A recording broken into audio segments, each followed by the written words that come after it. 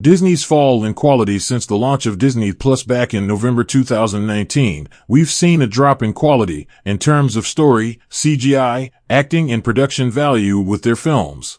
What? Eat my hammer! What the fuck? You won't be alone.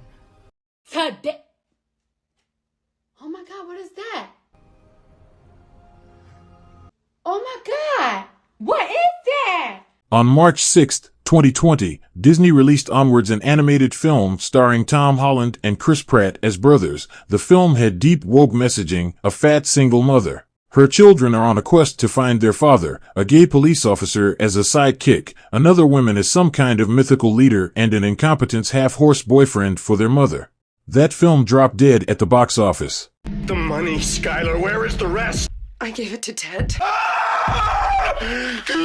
Underperformed, grossing only $142 million worldwide against its between $200 million budget plus marketing cost. Next was Mulan, a live-action remake of the 1998 animated classic. That completely backfired as Chinese audiences boycotted the film, which was tailor-made for them. The film also underperformed in Western countries, accumulating a staggering loss of $150 million for Disney. A super woke movie about a Mary Sue from China who would outperform every man in an army even though she's 100 pounds. Hey man, it was pretty disrespectful what you did back there. How about you go back to your bitch? How was this even a good starter after Star Wars The Last Jedi? Who knows? I saved you. That's how we're gonna win. Not fighting what we hate. Saving what we love. What? What the fuck? In December 25th, 2020, Disney released Soul, a film about a black singer. Not many political components, yet the film bombed and was released into Disney Plus. And then came Raya and the Last Dragon on March 5th, 2021. The movie didn't even break even, aka make profit. It was simply a box office dud.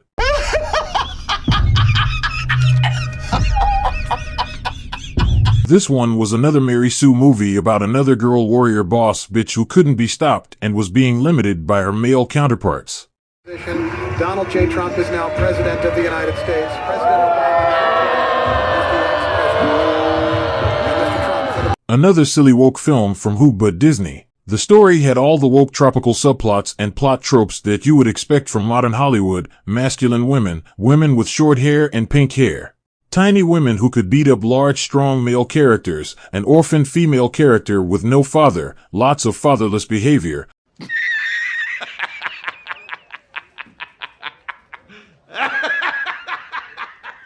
even a unicorn dragon with no wings.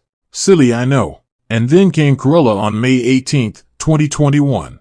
A film that had to make $400 million to break even, yet only made $233.5 million at the worldwide box office. Please! Shame. Another disaster. And the story and character don't let me start it.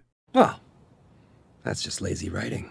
All male characters were silly, stupid, or out of depth compared to all brave, brilliant women. So refreshing. I'm sure lots of men wanted to watch this movie. And watch they did. And yet again came another woke garbage in sheep's clothing from Disney on June 18th, 2021, In the Name of Luca, a story about two friends, a feminine boy and a masculine kid, both of them from underwater civilization who could transform into human form above water. Pretty much a gay romance about two kids who wouldn't come out in fear of what the world would say or do to them. The film doesn't outright say so, because Disney has no spine. Nice. But that was the gist of it all. Disney had no spine to release it in theaters, so it went direct to streaming, canceling the theatrical run. What a shame. Butterfingers. On July 30th, 2021, Disney released Jungle Cruise, a film that lost $151 million. A film starring big names like Dwayne "The Rock" Johnson and Emily Blunt. But none of those names worked, as the film was another rip-off of Disney's own Pirates of the Caribbean, all the same story.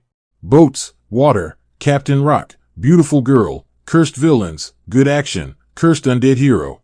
The film wasn't that bad based on Dwayne Johnson's standards, but Disney's brand was so hurt by this time, nobody even bothered to watch the film. Why are you wearing the hairnet? You're bald. On November 24th, 2021, Disney released Encanto in theaters.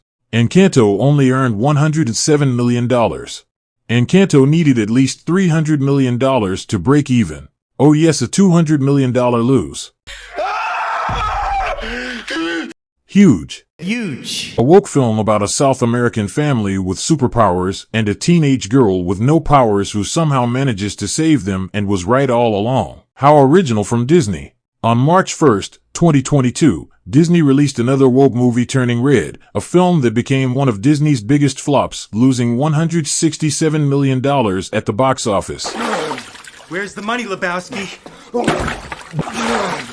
Where's the money, Lebowski? Meanwhile, bringing meaningless praise from woke critics or activists. And I'm also saying I don't hate white dudes.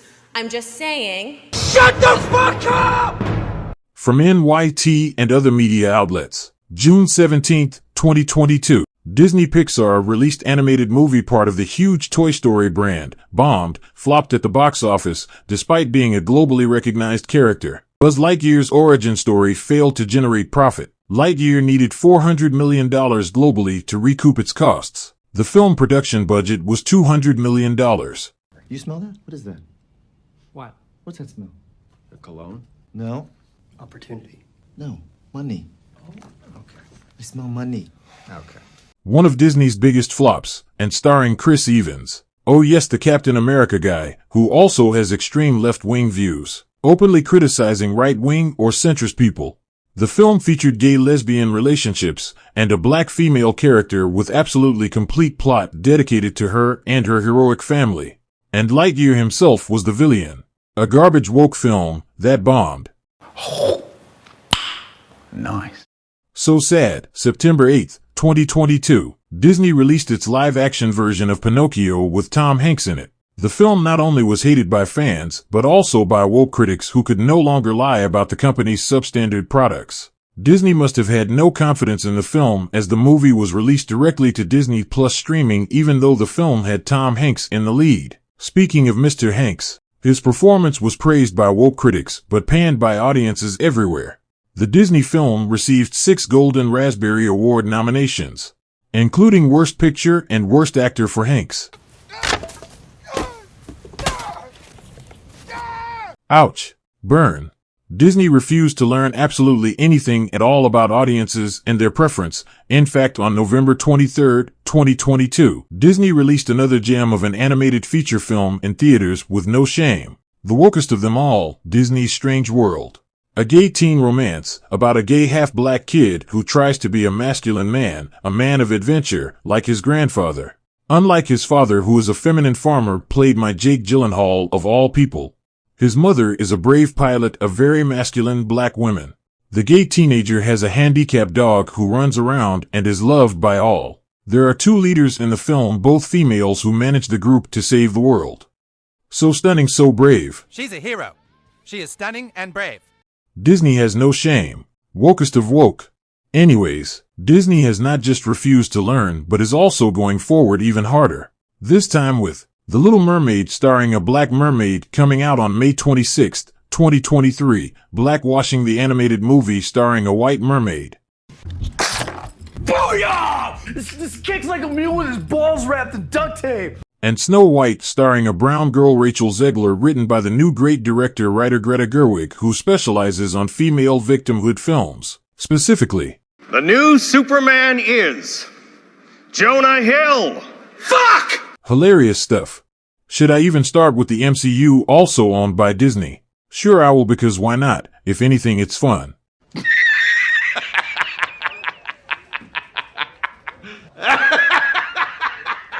On July 9, 2021, Disney released Marvel's Black Widow, part of Phase 4. A film that not only bombed and tainted the Marvel Studios brand name, but also caused a major ripple effect in box office number following that year. It seems like Disney tried to hide those headlines, but cooking up a fake lawsuit by the lead actress. More hilarious stuff, guys. The film followed a normal spy who just wouldn't die no matter what happens. Falls from building, oh she's fine. Has to fight 50 men, oh she's fine. Has to jump from airplanes, oh she's fine. Yup, a Mary Sue movie that bombed.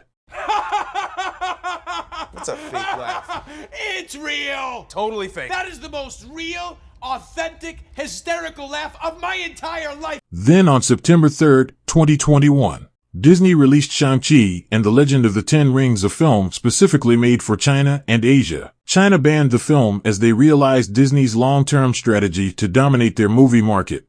Shang-Chi had an awful story about a 2,000-year-old warrior with magic bracelets and 2 kids. There were woke messaging as usual in the film with the female child of the warrior, who was another Mary Sue. Is that like a personal attack or something? Very similar to the story of Mulan. I'd say it's a ripoff. It was another generic Marvel Disney movie among a bunch of garbage Marvel movies. The film somehow made close to $400 million worldwide to date. Now, the film cost around $150 million to produce, but maybe another $100 million or so was spent on marketing, so on paper, it is probably still in the red. Simu Liu, the star of the film, desperately promoted the Shang-Chi on all his social media and YouTubes to save his name. Poor guy. November 5th, 2021. Disney Marvel released a Justice League rip-off movie called The Eternals. A film that made absolutely no efforts. No script, no story, no acting efforts, no production value. It was almost like the filmmakers didn't even care. The director was a female prodigy, Chloe Zhao, the Oscar winner. The film Eternals, with a $200 million budget, Eternals likely needed to gross around $680 million worldwide, factoring in marketing and distribution costs to break even. But since the movie was garbage, the Marvel brand didn't save it from mediocrity. Eternals made $129.96 million internationally, which means that it only collected around $264 million entirely, wrecking Marvel's brand even more. And then finally Sony made Spider-Man No Way Home, a film that would transcend Marvel's mediocrity, bringing back Tobey Maguire and Andrew Garfield to make an epic movie with a production budget of $200 million. The film had very few woke messagings, rather a good story, great screenplay, and well-constructed action set pieces. It was a well-orchestrated, well-executed movie that had us all in its grips. Tom Holland's performance improved so much from a whiny childish Iron Man sidekick to a strong man who'd avenge his aunt's killers. No Way Home made $2 billion worldwide, becoming the biggest Hollywood movie since Avengers Endgame. But Disney couldn't let it go, let bygones of wokeness creep into darkness. Nope. They had to bring it back along with Disney mediocrity, spoiling the Marvel brand with Doctor Strange in the Multiverse of Madness, a film that starred a woke wannabe actor Benedict Cumberbatch, who previously played a gay cowboy and criticized men, white men. You get this sort of rebellion aspect, or this sort of denial, this sort of childish defensive position of, not all men are bad and blah, blah, blah. And it's like, no, we just have to shut up and listen. Hey, you shut the fuck up! Why don't you come down and make me tough guy? Yeah, why don't you come up here and make me come down here, tough guy? I am gonna come up there and I'm gonna kick your fucking ass! Yeah, why don't you try it, asshole? Get your ass up here and kick my ass! If I... Shut the fuck up, you stupid bitch! Get the fuck back to work, you whore! There's a classy neighborhood people trying to sleep! God damn it! Fuck up! Hey, I'm really sorry. Yeah, me too. She's worse than us. Yeah, she's our enemy now. Strange. It's almost like Disney asked him to star in that film. Anyway, Doctor Strange 2 wasn't even a Doctor Strange movie, it was purely about Wanda. A character similar to Game of Thrones' Mad Queen, the one who wants to kill everybody. Another mediocre Marvel Disney film. Unfortunately, the film grossed $900 million worldwide with a production budget of around $200 and maybe marketing of another $100 million. The film rode the cocktail success of No Way Home and Doctor Strange 1. Disney believed the woke Disney curse was over, but on July 8, 2022, Disney released Thor, Love and Thunder, directed and written by the greatest director in Hollywood, Taika Waititi. I watched director's cuts from a lot of other directors. They suck. Director's cuts are not good. Whoop, whoop. Here I come. Oh, here I come. I'm excited for fans to get to see this giant 4-hour movie. If you followed the first 2 movies, this movie really kind of takes you into a completely immersive scope and scale. You know, directors need to be controlled sometimes. You don't say. You don't say. You don't say! Who was it? He didn't say. If I was to say, like, oh, you gotta watch my director's cut, it's 4.5 hours long. And, you know, it's like, it's not good. How about this? Shut your mouth, or I'll kick your teeth down your throat and I'll shut it for you. but praised by some critics for making Jane Foster a superhero. A well-earned female representation, they said. What nonsense. The film turned Thor into an absolute joke. This was one of the worst pieces of crap I've ever seen from Marvel Studios. But from Disney, nothing better can be expected. Why are you the way that you are? Honestly, every time I try to do something fun or exciting, you make it not that way. Black Panther, Wakanda Forever was another mediocre Marvel film about girl power and how incompetent men are. These men should be ashamed to show their faces. Watch your tone, Jabari. Another man-hater film with a good tribute to Chadwick Boseman, who unfortunately passed. Rest in peace, Chadwick. The story of Namor was silly and stupid. So he hid from the world for thousands of years, but then showed up because some idiots from CIA found vibranium? How does that make sense? Why not just kill all the character who knows about vibranium detector? Wouldn't that be easier than fighting Wakanda, the country that fought Thanos? Anyway, the film was a success, but failed to make more money than the first one starring Chadwick Boseman as Black Panther. The first one was easily a better film and better paced. The film broke close to $858.5 million worldwide box office, as the film was sold as a promissory tribute to Chadwick Boseman, similar to Fast 7 for Paul Walker or Dark Knight, a tribute to Heath Ledger. Both those films touched $1 billion the first in the franchise. Meanwhile, Black Panther 2 only made $800 million, making less money than the first. Now Ant-Man 3, or Ant-Man and the Wasp, Quantumania, is a movie that I really enjoyed because I love Paul Rudd, Ant-Man being one of my favorite superhero characters. The little guy. He saved the Avengers in Endgame. Yet Ant-Man 3 is set to almost bomb at the box office even though it's better than Thor 4 and Black Panther 2. Why? Why? Well, it's Disney's fault. Recent Marvel films have been disappointing except Spider-Man 3. This set up a precedent, along with garbage Disney Plus TV shows like Loki aka Sylvie TV show or even Falcon and the Winter Soldier. Kang is overrated and overhyped by everybody.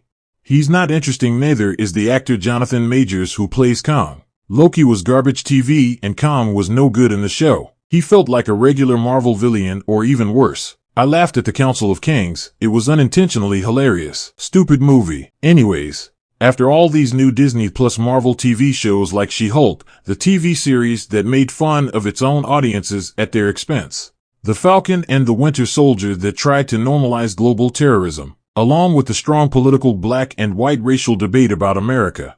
All that was nothing less than boring.